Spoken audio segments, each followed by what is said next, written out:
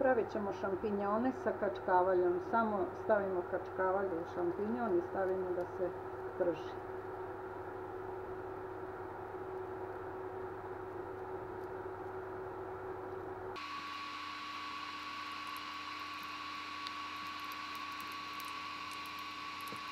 Pržimo šampinjone dok kačkavalj se ne otopi, onda su oni gotovi.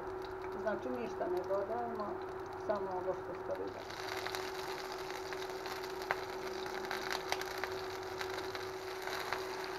Šampinjone ćemo poklopiti da bi se pre sir otopio.